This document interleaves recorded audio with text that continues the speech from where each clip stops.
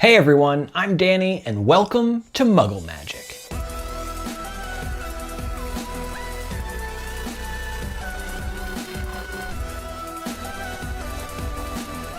This video is a re-release of my Halloween Quibbler, and the content for this was all written by my patrons. I wrote a couple of them, but most of this, the vast majority of the written content in this was by my patrons. So Warner Brothers took down these templates because it had the Quibbler logo on it. I decided to remove all of Warner Brothers stuff from this, so it's basically just the designs that I created myself and the stories that my patrons wrote because they're so good, and I think all of it looks really great. So I did have to remove the Quibbler logo from the cover. I had to remove Merge Publications logos from various places on there and change some of the wording around relating to Harry Potter and stuff like that. So you can download a template that is completely just like, I have literally just removed these things and there are blank spots.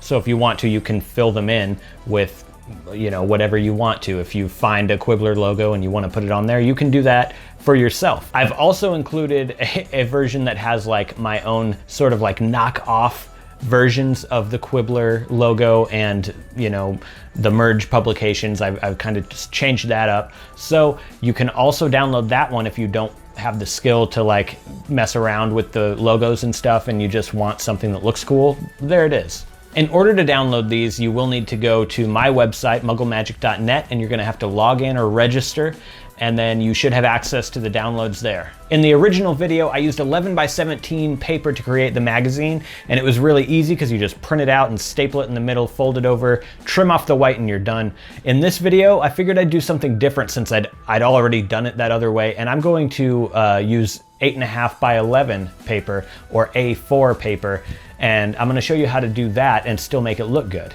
Go ahead and check out the description box below to links to the free downloadable templates, as well as links to all of the supplies that I used in this video, including my printer, and let's get started. So first, you want to download and print the templates. Now you could customize these, but I'm using the one that I just kind of rebranded. So it doesn't say the Quibbler, but it does say the Squabbler. And I've changed some of the other things, like there's a logo down here and the wording up here is a little bit different. And yeah, so basically I just removed all of the Warner Bros. Copyrights and trademarks and stuff. So this is okay for me to give to you for free. However, I do have a version that does not have this logo up here. So you would be able to swap this logo out for whatever you want. It's just completely blank right there. It's just, you know, that green background. So if you have a Quibbler logo you can use, you can just pull this into Photoshop and swap out this logo for the Quibbler logo and you should be good to go. There are some differences on the inside, which I'll go over in just a minute. If you ever saw like the actual other Quibbler that I did, or if you watched that video, yeah, we'll go over some of the differences once this is all done. But basically what you're gonna want to do is measure over, it should be 8 inches over from this edge of the page all the way over to right here where the Muggle Magic creation text is. So if you have a long reach stapler, which is what I'm gonna be using, you're gonna want to measure it over. So I've marked it right here at 8 inches. And then we're going to line up the pages as best as we can and then clip them together with a paper clamp, just like that. And then we can use more paper clamps to just clamp all the pages together. That way you don't have to worry about them moving around when you're trying to staple them together. And now at this point, we just want to, if you have a long reach stapler, you just want to feed this into your long reach stapler, and you're gonna put a staple right in the middle. And you want the staple to be close to the inside spine of the magazine. And then we can put another one a little bit further down, and then another one right at the bottom. And now we can go up a little bit and we'll put another staple right here. And then we can take the paper clamp off and one final staple right up here near the top. So now we're done stapling this, but don't worry, I know it looks kind of bad right here with all the staples showing, but we'll fix that in just a minute. The first thing we want to do, actually I guess we could have done this before putting the staples in. It might be a little hard to get the the ruler to stay exactly where you want it with the staples underneath, but you want to cut this off. You could use a paper cutter.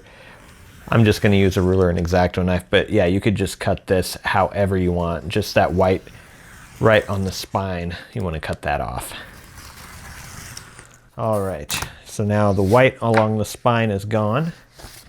And you can also, at this point, if you want, go ahead and just cut off the white right on the edge here too. But you want to keep the white on the top and the bottom there.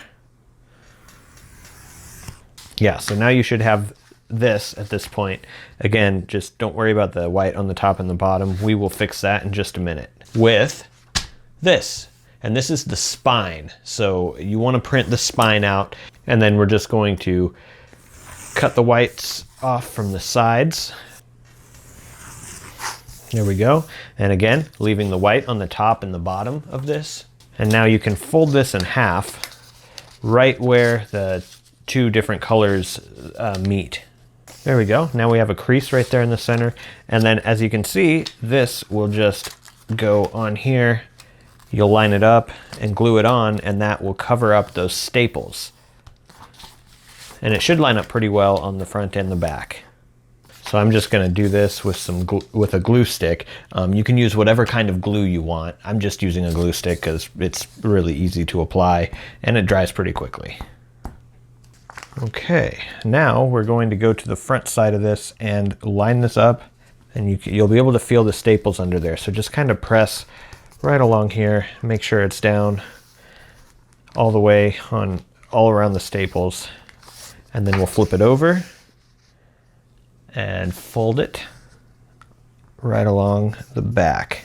And this side you're gonna have to be a little bit more careful of, because this is where the staples are kind of pointy, so they might tear through a little bit.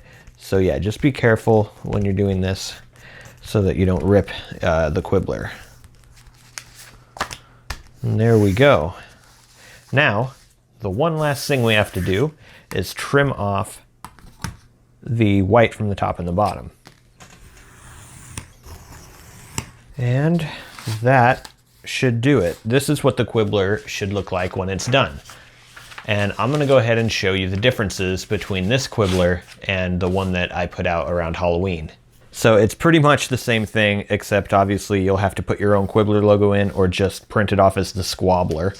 And immediately this inside part, this used to be a full page Weasley's Wizard Wheezes Muggle Magic ad, but that whole thing was copywritten, obviously, and it would have just been way too much work to try and remove the copyrights from it. It would just, everything would be gone because the whole thing was just one big piece of art. So I replaced it with 2 extra masks. So these are not present in the other version.